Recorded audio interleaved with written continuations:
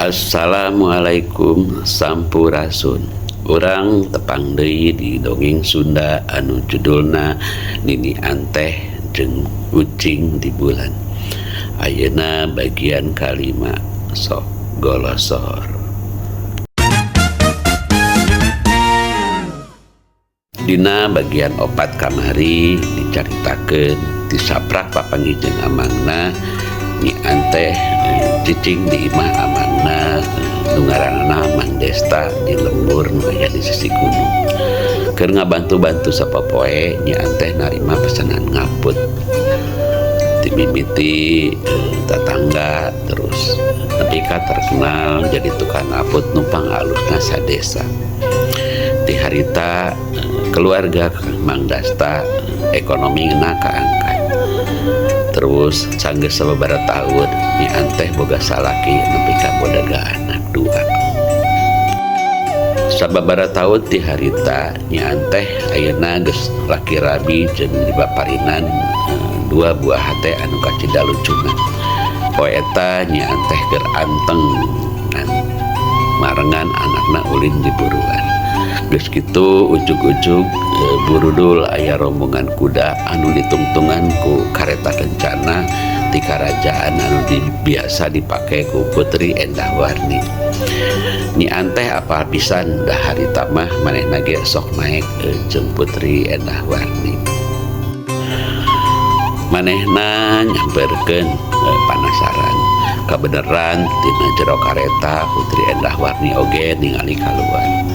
Geus kitu Putri Endah Warni ngagorowok, "Anteh," cek manehna bari ditaheureun kudana.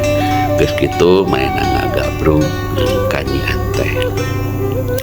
Anteh hampura kuring, harita kuring teh hilap jadi hate pedah Pangeran Anantakusuma kalah merhatikeun Anteh tibatan kuring. Kuring ambek pisan harita teh. Sakali deui kuring tadi hampura. Cek Putri Endah Warni bari anger nangkep ka Nyi Anteh. Kuring sono pisan geus lila punggawa karajaan maluruh Anteh tapi teu acan aya hasilna. Kabeneran pisan Pangeran ngamprokeun urang ayeuna, cek Putri Endah Warni. "Ampun Gusti, hapunten abdi, ayeuna mah abdi tos laki rabi sareng tos gaduh murang kali. Upami bade ngiring ka ditu deui, karunya aranjeunna pasti bakal ngaraos kaleungitan. Sarengna deui abdi ayeuna tos gaduh usaha alitan neraskeun karesep kapungkur ngajait anggean sareng acuk teh," cek Nyi Anteh. "Teu masalah eta mah, salaki jeung anak Anteh bisa ngilu sakalian.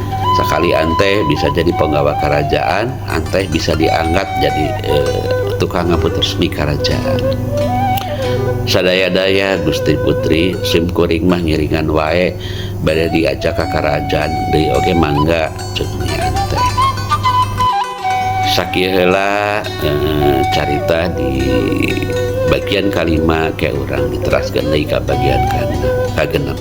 Sakedik ngaguar sababaraha istilah basa Sunda nu aya di edisi ieu. Kahiji maluruh itu artinya memeriksa secara menyeluruh. Terus kedua sideku itu berdiri dengan menumpuk pada lutut dan melipat kaki ke belakang sehingga posisi kepala sama rendahnya dengan membungkuk tanda hormat. Berikutnya adalah laki rabi, itu artinya berumah tangga. Terus murang kalih berarti anak-anak yang hanya digunakan pada bahasa aktif yang ditujukan kepada orang lain. Sedangkan kalau ditujukan kepada diri sendiri itu namanya pun anak. Seperti dalam dongeng ini. Terima kasih.